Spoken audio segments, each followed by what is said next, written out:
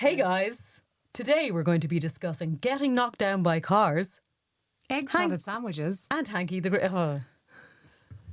You looked at me for help. You were like, Help me. help. Hey guys, this week we're going to be talking about egg salad sandwiches Hanky the Christmas poo. and getting knocked down by cars. It's a good one. Stay tuned. All right, yeah. Bye. No, you're not saying bye. We're only starting into a podcast. I can cut it.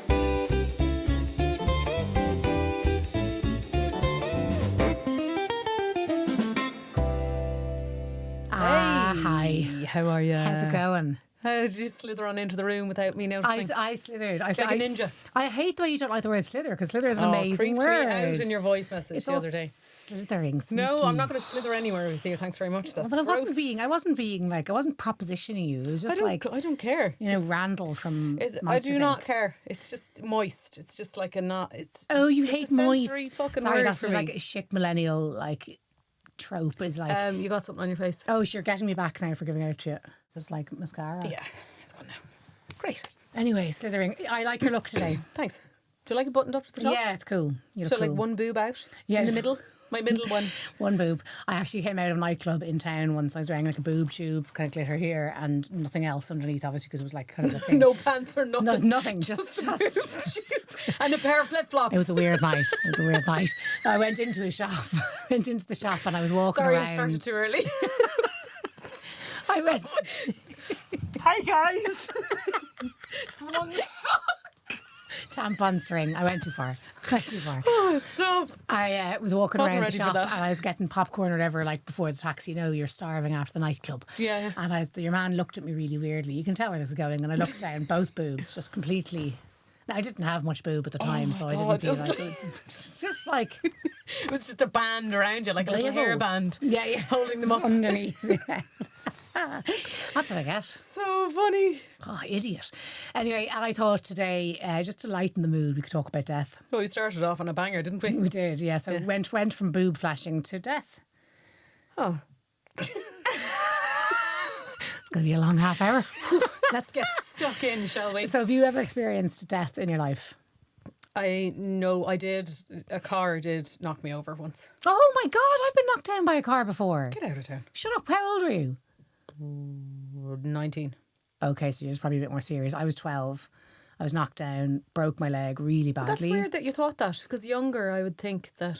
Well, was your... Were you thinking less bouncing back? I don't know. So I was getting off the dart. I'm thinking younger, body more svelte, if you will. I don't know. Yeah, maybe. I don't know. I just like... Okay, weird. Go on. I only broke my legs. I got getting off the dart. I want to hear about yours next. I was getting off the dart, walking in Bray Dart Station, walking across the road, just didn't look. And I essentially walked. I bounced off the bonnet and then my leg went into the wheel. Bum, bum, bum. Oh, God. And I was lying there. I was like, there was a moment where I was like, what do you do? Like, it was really awkward. I was like, what do I do here? Like, I am the victim. So I was a bit kind of, help me. Help. Can someone help? I was like really embarrassed because I was so shocked I didn't feel the pain. And I was like, I don't know what's just happened there. So like I had the coats over me and the ambulance Sorry, person where was coming your and leg? Inside the... my leg went underneath the wheel of the car and boof, like, you know, went around into the thing. So I was lying there kind of shocked and I was just like, oh my God, what do I do here? And because when it happens to you, but this is how kind of people pleaser I was. The guy who knocked me down came up and he was like, oh God, and he lifted up the coats and saw my leg and he went pale. And he was just like, oh God. And I was like, oh, I'm really, really sorry. Where were you going? And he's like, I'm going out to Grace. And I was like, I live there. You can go on ahead. I'm sorry to delay your morning. And my sister, this is actually an interesting you're all thing. right, I'm fine. I know, and my twin sister. The Irish embarrassment. No, God, I'm just like bleeding. No, don't mind, that's only a scratch. My leg was hanging off. And I went down, my school was down the road at the time and my sister was in the school, my twin sister, Dancer, and she heard an ambulance going past and she was like, something wrong with Laura. So, you have telepathy. Yeah, well, there was just she just knew, and so she just went down and she found me and she said it was great crack because I was up in the ambulance and there was loads of people gathered around at the station, you know, what's going on? And Danielle said it was great because she was all like, out of my way, this is me, and like jumped up onto the, you know, into the ambulance. And I remember, I look like her, get out of my way. It's clearly, but it's not her, it's me, you know, we're twins. But so we were it was very, very painful, and we were in the ambulance going past school, and it was the year we were being very badly bullied. And Fuck me. I remember looking at the school as going past, going, thank God I don't have to go there. Do you know, isn't that awful? Yeah. And apparently, this is lovely now, apparently when they were told that I was knocked down by a car, they all started chanting, dead, dead, dead, dead. So that was nice. Thanks for that, guys. And what actually happened to your leg? So Danielle said she looked at it when we got to Loughlinstown emergency room, and it was like, she said it was like a rainbow. It was just completely, Jesus. so the big bone is at the tibia or the fibula, I can never remember, was snapped completely in two, and it had pushed the little bone out through the skin. Oh, God.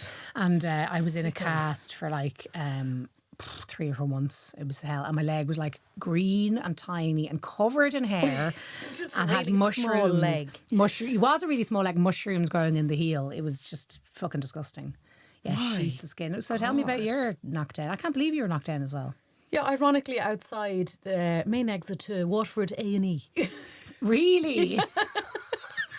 Just on the roundabout. Did you go in? Did you just go back into Waterford that A&E then? Or? No, I'll tell you what happened. Mine was much less dramatic than yours. So I was cycling. I used to cycle BMXs a lot. Yeah. Like do them up and like remake them and put the wheels back on and spray paint them. Yeah, very cool. So I had this bike that I loved. I was cycling to my friend's house in the dark, no lights, and a BMX. And a BMX is like lower down than a normal bike. So I was just under the eye line of the car that was getting on the roundabout, and I think that he was trying to get ahead of the traffic. Oh, yeah. So he sped up, but from about 50 metres away, I knew that he was going to hit me. So I was just like, this is it. I'm gone. I'm done. He's going to like, bam. And it was like bang on. So I was already on the roundabout. So I was like pedalled as fast as I could. I closed my eyes and I knew that I was going to go. And he hit like the back. I'm even talking about it now. It's like, yeah. Even talking about it now, like, I think the tyres are really small. It's 22-inch tyre. He hit the back of the tyre and didn't touch me. So literally there was a space of about this much Well, that I you could nearly... have like. So nothing happened to you? I fell on my right side. I spun. About 5 cars stopped. Okay. And I remember doing the same. Sorry. Sorry. No, go ahead. I'm okay. I'm terrible. He got out of his car and he was like, fuck, like really making a bigger scene than I could ever imagine. That's the way it was in my head. Anyway, he was probably like, oh God. That totally is. What have I done? What have I done? Trying to pick me up. Don't be so embarrassed. Like, stop it. So he was like, oh my God. I was like, no, honestly, I'm okay. Like, I was like, how's my bike? Like thinking, and I realised that the tyre was, I got back on the bike and fucking cycled off. All my right side just ripped. I didn't go to hospital or anything. The first thing I did was, when the shock set in and I felt the pain, rang my dad and I was like, Dad, really weird. So, Dad, don't tell Mum. I got knocked over. And he's like, what? I can't hear you. Speak up. I was like, I got knocked over by a car. And he was like, what the fuck? Yeah. I was like, no, I'm okay. I'm cycling my bike. I'm halfway down to Ardkeen. Just come and pick me up. And I was like this. When he came, but like didn't end up going to hospital for anything. Okay. And I had a scratch from like there all the way down my right side. It was like, tarmac burn. bruised for a long, long time. But like absolutely fine. It's weird that shock does that, isn't it? The response is so fucking strange. It's so strange. So I had Lewin, we were going to the zoo. Lewin was about 1.5, 2 maybe, and we were parked up in Phoenix Park along the grass. It was when you could park along the grass, and I was carrying him. And we just stepped down. I just stepped down onto the road, and whatever way, you know, when your ankle kind of goes out from under you, that happened. But we both fell, and I fell with Lewin in my arms, and Lewin's head, you could just hear like that, you know. Yeah. And I got because it was his little head. Now, luckily, Lewin was born with a deformity because of his head. His head got stuck in the birthing canal, birthing canal. Yeah. His head was misshapen. So he has Fergal's. Never mind. He had this calcified kind of big bump on his head, which he's just then had to go for surgery for. But that actually saved him because he landed on that, which was very thick bone. Wow. But I was so freaked out by that, and I was like, no, my leg is quite sore. But Fergal was like, it's grand, you stop. And I called an ambulance straight away. I was like, I need to get an ambulance for my son. Fergal was like, look, Laura, he's fine, he's grand, you're grand. Fergal was like, you're fine, like kind of stop making a scene. Now, he didn't mean to be like that, but I kind of read it as that. It's his panic. His panic was stop. Yeah, his panic is to don't overreact. My panic is to probably overreact, but then it was more about Lewin. Lewin was okay, and I was like, okay, maybe I can move. Maybe but I remembered the feeling of breaking something, and I was like, this feels weird. So we walked around the zoo. and I was limping, and I could feel my foot getting bigger and bigger and bigger. But I was in such shock after what had happened, because it was one moment walking, second moment worrying I had killed my child. It was so scary. And continued on. Walked around the zoo for 45 minutes, and I was mad bastard. but shock again, and I was like, okay, Fergal, I think we need to go home. I had to drive home because Fergal didn't drive at the time. So I drove from Phoenix Park to Greystone, so like an hour. Yeah. And literally, as soon as the front door closed, I started screaming. I was like, my leg is not okay. Turns out I'd broken the ankle and torn a ligament, and I was on crutches for a few weeks then. And then you wonder, like, because there's personality types as well. Is it like the dramatisation of stuff? Because there's people that, like, I've been to A&E plenty of times, and there's triage nurses going, it's only a fucking couple of stitches. And then you hear down the road, like, in the peds, like a child not crying, and he's going into ICU.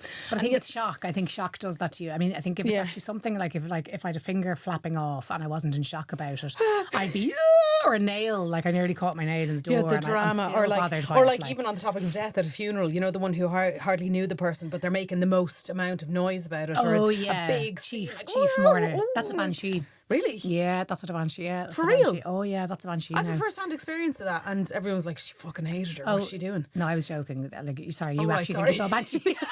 No, I actually saw a banshee. What? No, like, she was wailing around the place, and everyone knew, like, oh sure, like, obviously the deceased wasn't that close to her, but she was the one at the front of the room making the biggest scene. So they did used to hire women back in the day. No way. How much would they be paid? I don't know, but would that be good tax back now? On the scale of the jobs that we were talking about. Sorry. Lock-in. Where are we talking? What were we talking about? Laura. Women were hired back in the day to wail at funerals? To follow the coffin and cry, because they'd wanted to, like, more pomp and ceremony for the kind of the mourning of it. This woman definitely wasn't hired. But I'll tell you now, at my mum's funeral, so my mum was diagnosed with leukemia on the 28th of November 1998, so we were 13, and she died 4 weeks later. So she was, it was very, very, very quick. So sorry, she was diagnosed on the 25th, died on the 28th of December. So it was hideous, and she'd only just come back to live with Dad 4 years prior, and then all of a sudden she was sick, and then she was dead. And at my mum's funeral, the weirdest thing, I couldn't stop laughing. And shock and the weirdness. I was kind of going, this is the worst place to laugh. And me and my sister were like, if we laugh now, we're fucking weirdos. Like, do you know what I mean? I know, I'm one of those people. But my mum really leaned into the death thing. That sounds so weird, but like, I remember. Just leaned right into that coffin there. She got over heels into the fucking thing. She got to plan her own funeral, and she kind of got, she obviously hated the fact that she was dying. She was only 41, same age I'm turning, which is weird. But she got to kind of, she was a dramatic person. So it's like how I would be. If I was dying, I'd want everybody to, like, come and pay me their respects before I die, so I get to see it kind of thing, Yeah. And I remember she was lying on the bed once with the demon cat on her lap, and the dog as well, and she was like, this is just so therapeutic, when you're going through things like this. And then all of a sudden the cat the cat jumps up and attacks the dog runs off, and she was on a waterbed, so it was all like flailing, but she did say to us that this is actually really helpful. I've said it to many people who've lost parents in the past. She said, look, when I die, I will always live on. Myself, my sister were like, yeah, okay, new ageist mum, all right, okay, cosmic debris, kumbaya mum. She was like, no, I mean it, like, half my DNA is in you, half of it is in Danielle, half of it is in the boys, so I will live on, like, technically, and I loved that. It was really comforting, and I have said it to people who've lost their parents, like, oh my God, that person isn't going anywhere. And my mum, there was a point when I turned 26, and I was like, my mum is now dead longer than she was alive in my life, and it felt very strange, but her memory is still very much alive. Like, I would think about her every day, and it's such a long time ago. But I think we can kind of get caught up in this idea, not caught up, so it's very natural, of grief. When grief hits you, it's the cliff edge. It's like that person's now gone. No matter how I felt about them, it's that. In the finite mind kicks in, because I think we put death on a shelf until we have to deal with it. How do you feel about it? For me, after that's amazing way to think about it. I think what your mum said to you is really fucking beautiful, and I've never thought about it like that either. How do you feel about it for you? I feel probably a lot more aware of death, I think, having had mum, someone close to us die at such a young age, Yeah. you kind of go around, and I'm sure it happens to people now, when someone close to you dies, you kind of just expect everybody to die, and you're so aware of mortality. And I think that doesn't go away. Now, it's not like I'm picturing myself dying every day, but I think I am aware of it. But that trickles down. Like, my kids are kind of aware of people dying at a young age because they know Grandma Fiona died when I was 13 as well. So I think I'm not afraid to talk about death. I'm not afraid to talk. Are you scared of it for yourself? No. Me neither. Have you planned your own funeral? Like, in your head, what do you want? Because mine is. I definitely want someone to turn up in one of those giant blow-up T-Rex costumes. Okay. Just one person out of the whole. And not explained. And completely unexplained. Nobody knows who's going to do it, but someone is going to do it. Sorry for listening, guys. Yeah, what's your song? I haven't chosen a song. Oh, my God. But I have imagined just a joyous occasion. Like, I have imagined, like, just people being people as they were to me.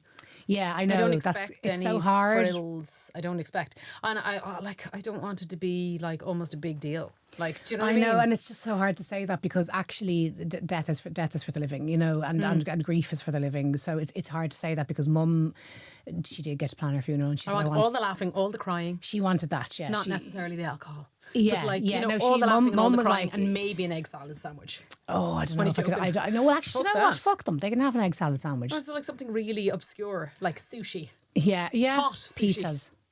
Yeah, I don't know. Like, pizza slices. Yeah, exactly. Pizza Smarties. slices. Yeah. Rice Krispie No, my cakes. mum got to plan her funeral, and she said, I want everyone wearing white. You know, I don't want Yeah, black. yeah. I want this to be a celebration of my life, not I don't want to talk about my death, which I get. But it is kind of also hard. Like, It's not up to the dead. It's up to the living. it kind of is up to the living. Do you know what I mean? And I think it's. But fine, you do need to serve out wishes as well. But Mum said, I just got to have a piss up in the house. And it was on New Year's Eve was her funeral. And I remember my only memories of that night was like, so one was my oldest brother's best friend downing a pint of Guinness in 3 seconds. That was amazing. Whoa. Me and all of my friends, like very close childhood friends, we all slept. Puking up We all pints of slept. Guinness Yeah, in 3 seconds. we all slept in the front room. We all had a sleepover there. It was great fun. And their mum's funeral was apart from the burying part and the church part, but like the wake was just really good fun, and it was such a relief to kind of have it done. Do you know what I mean? And then another memory is who took the management of my seeing dad. through the My wishes? dad, yeah. Oh, because And they'd gotten back together. they'd gotten back together. They were married. Yeah. I've forgotten that. That's so beautiful. Yeah, and so the other memory is my one guy who was in the church. He was a family friend. Basically, he's a black guy, but he's from Donegal. Speaks Irish, and he was in talking to my granny who lived in the granny flat. Now this is the alcoholic turtle. Do you know the one on her back? Yeah, and she was in on the bed, and obviously she didn't go up to the funeral or anything because she was dosed up with sleeping tablets and stuff. And a few people came in to pay their respects into her little chateau fumé, her little smoke room. And Jim was in there for a good while talking to her, and he was playing the guitar, and he was singing her songs, and she was like, "Oh, I love him. He's brilliant. Thank you, Jim. You're fantastic." And then he got up to say goodbye. Right, Peggy, I'm going to have to go. And he leaned in to give her a kiss goodbye, and she said, "Oh, you're black." Like she only just realised when he got he was close. far away. Yeah, it's so very she shadowy said, over there. Yeah, so that's funny. that's another nice memory of mine. So, any funerals you've been to that have been particularly strange or? Oh wow! Okay, we've woken the beast. No, I haven't been to many funerals. I really hate haven't them. been to many funerals, but 2 women in my life, my grandmother and my great-grandmother, have both told me on their approximate deathbed in one way or another that they were so ready. And I think that is a beautiful thing.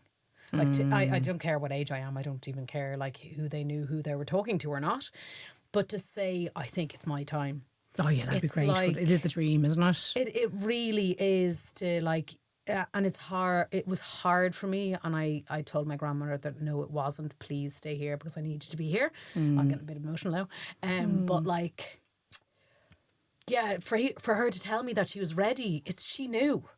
she knew that, and the last thing to go was her hearing and like everything like that. But she knew that it was her time to go. I'm sure your mother did too, but it was such a shorter space of time. 41. One thing she said to my dad was like, I know it's all well and good for you guys being upset losing me, but I'm losing all of you, and I do think that. And she kind of in her head had a second chance at being our mum, because she had left when we were 4. 5 years later, she got married to Dad, and she was just kind of settling into that life. I want to go back to you talking about your grandmother though. What made you emotional about that there? Because I miss her, I guess. Do you miss her? Yeah. Yeah, I really miss her. Like, but we're not like a tight knit family. Like, I wouldn't have seen her every week. She lived in Longford. For her sins. No, joking. Joking family. Love you all. What a shithole. No, joking again. Joking. Longford, the forgotten county. The county with no amenities.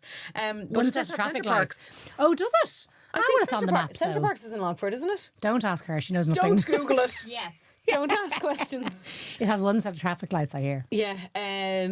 Just great memories. She was brilliant. I loved her laugh. I think that there's a lot of her in me as well. So I felt that bond. But yeah, telling me that she wanted to go and I was holding her hand and maybe I sang her a song. I'm shit at singing.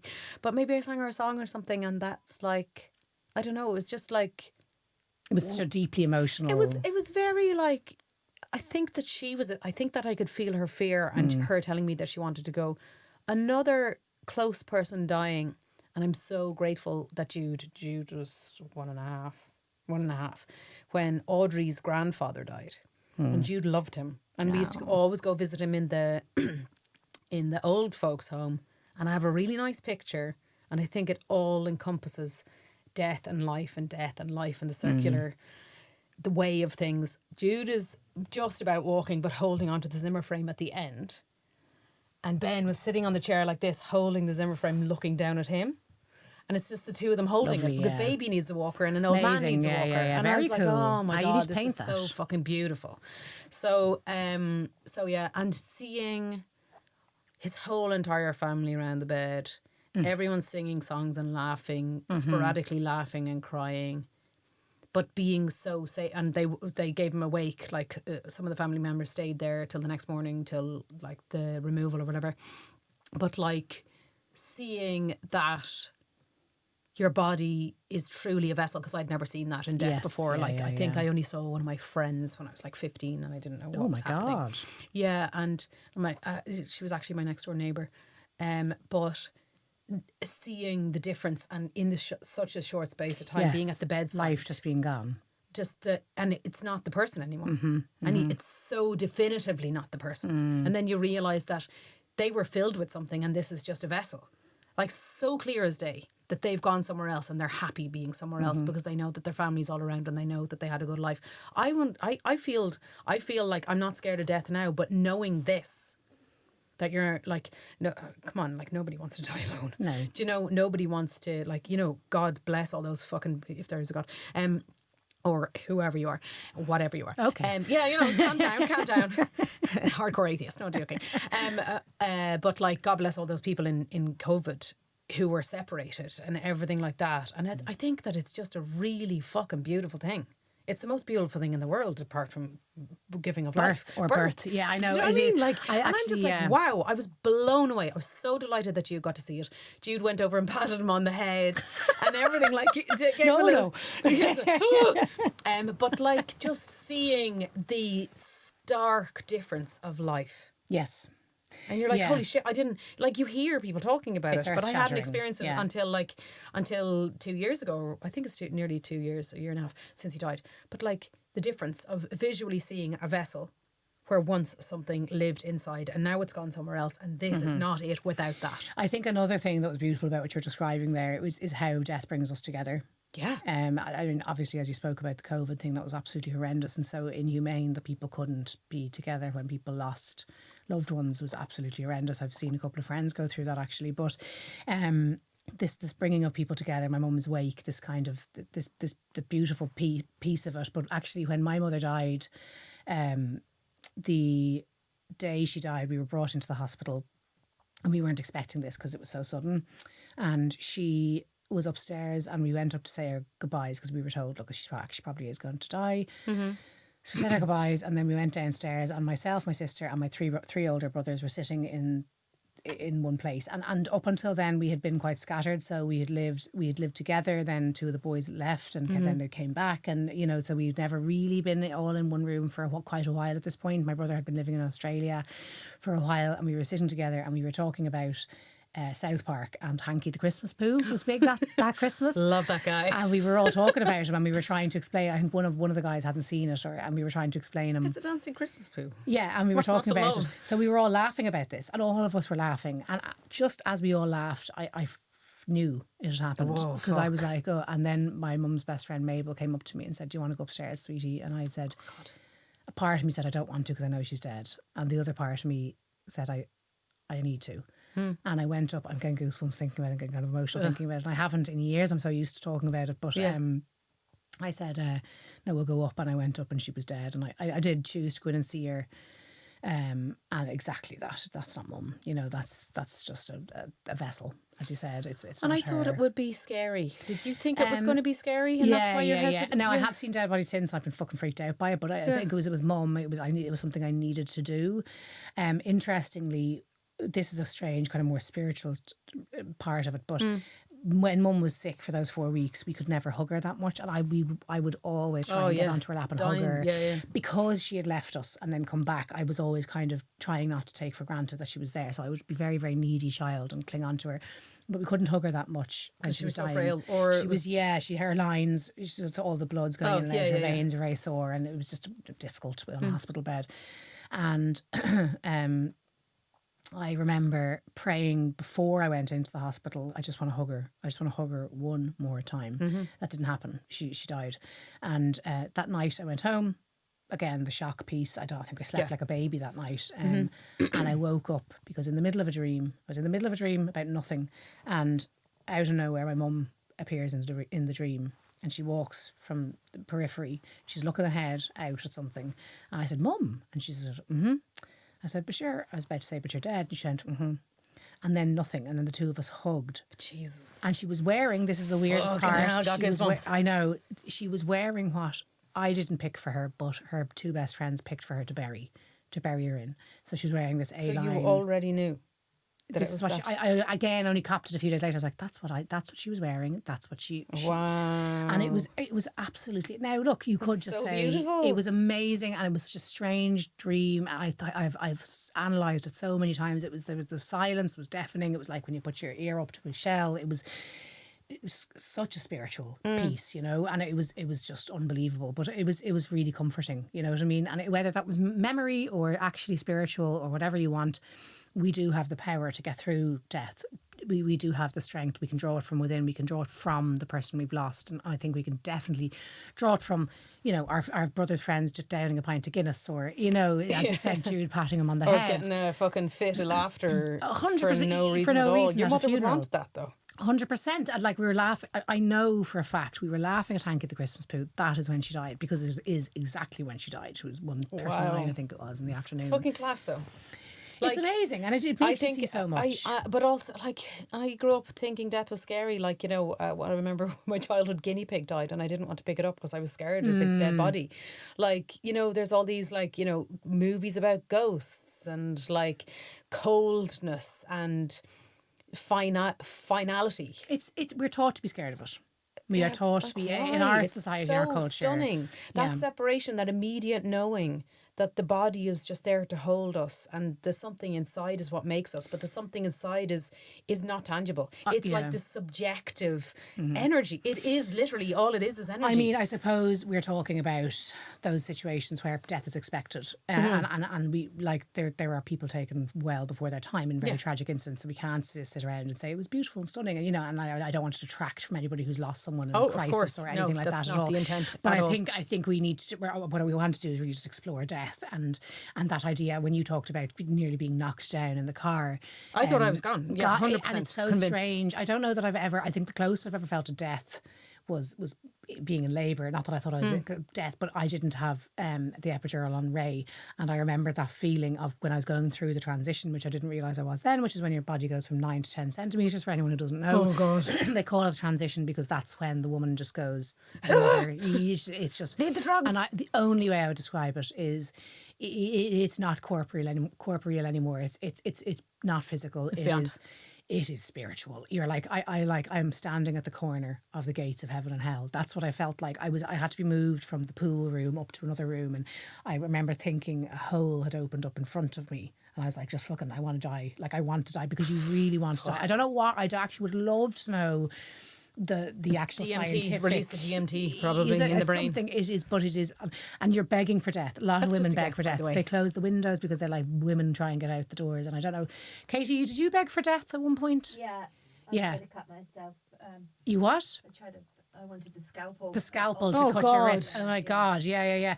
You were, that was on Summer, was it? Yeah. Fucking hell! I mean, it's just it's true insanity. It is. And would you agree with the heaven and hell thing as well? Yeah. It's spiritual. Like you're moved. Like it's just. Anyway, so that's But like you're putting words to it as best you can, but really it's just it's mind-boggling. I know it's just incredible. It's like it's a miracle. I know it's the only way you can describe it. And it is. So is death in that same regard, and being on the precipice, and you having been through. Having such struggles with your mental health and stuff, and being on the verge. Yeah. I've never been that close to wanting to end it all, or foreseeing it. Obviously everybody's rock bottom looks different. Well, I heard a really good saying actually recently. Your rock bottom is when you decide to stop digging, which I love. Wow. It's like, it's so profound. I was like, I'm going to keep that because it actually is. And it's a really nice motivational piece. Like your rock bottom is when you decide to stop digging. You put the shovel down because you can still go further or you can stop. It's your decision to stop. That is my rock bottom. Yeah, exactly. Yeah. My funeral, I'd like to be on display in some sort of some sort of taffeta. Yeah. Pivoting. I know I wouldn't deny a coffin. Pieces. Put me in a shitty coffin, a fucking cardboard. Well, not a cardboard coffin because I'd be frightened then that the coffin would rip and I'd be all. Well, what if it got wet? Yeah, exactly. Oh, the juices. Yeah, so like a wicker. A wicker's grand. I do want to have. I am the greatest motherfucker that you're ever gonna meet. That song. No. John Grant. Oh, GMF by John Grant. I'd like people to laugh, but I'm not going to force them to. If they want to cry, have a good cry. Yeah, but that's I do. I'd love to see people take. But you know, like a little piece, a piece. Yeah, I'd love. Yeah, bangers going off just by one person in the back. I'd love someone to be like, God, she was a very attractive woman, or something like that. You know what I mean? She was speaking into a mic by mistake on purpose. Oh my God, she was gorgeous. Look at her. She was the sexiest, funny person I've ever met in my entire life. There would be nobody better than her. Sorry, Danielle. Do you know what the funny thing is? We, I think our very first episode, we both admitted to flying out the womb looking for attention. And this is the fucking thing that I think it's really. It's really amazing that you want that little piece because, like we both, I know you have as well, gotten messages on social media, and this is the fucking weirdness and beauty of having a big head from strangers. I've literally got messaged from people like their third round of cancer in hospital, thanking me for making them laugh every single day to tune in, like your midwife experiences. Like we're literally changing people's lives and we don't even fucking know it. And then you're like with the death, you're bringing people together of those most important people, but also ironically the people that can hurt you the most, right? Yeah. Because you got this familial attachment, and families are fucking complicated. But that, as you said, the coming together of those people, it doesn't matter what they've said to each other in the past. They want to be crying and laughing together. Yeah, death is the great leveller, isn't it? Stunning. Yeah, death is the great leveller. It's the great uniter. It's the great leveller. It is also, it takes away so much, but it also, it gives us all fucking perspective, because that's how I am. Since last year, I am like, only for today. Like, it is today I have. It is all I have. I don't have, yesterday's gone. I know this sounds kind of live, laugh, love, but it's not, because when you start to apply that to your daily life, like, oh God, like, you know, the finances, or the car, are we going to move house, or like, what about my job, and, you know, or what does the kids be like when they're older? just fucking don't worry about it, because what can you do today? Like literally, what can you do? Just do your best. Just do your best to be sound to yourself. Put yourself first. Can I ask you a question about your belief in God? Ooh, okay. It's not going to get hot and heavy. Don't worry. Okay. Do you think that we go somewhere? Yeah. I do. So you think it's eternal? Yeah. You live on no matter what? Yeah. What do you think? Undecided. Agnostic, I think they call it. Now, on that rambling, I would like to say thank you very much for talking about that. That was a bit of a heavy one. Thank you. That was a bit of a heavy one this week. So if you are affected by any of that, please look at the numbers below or reach out to somebody if you need a talk. You can always chat to us, but I don't think we'd be much good. No, probably not. Yeah. We'll be chatting to you next week anyway. And in I'll the probably meantime, tell you to cop on to yourself. Yeah. That's the best I have, really. Just buck up, will you? Yeah, buck up. Pull your socks up now then. Pull yourself together, man. Stop it.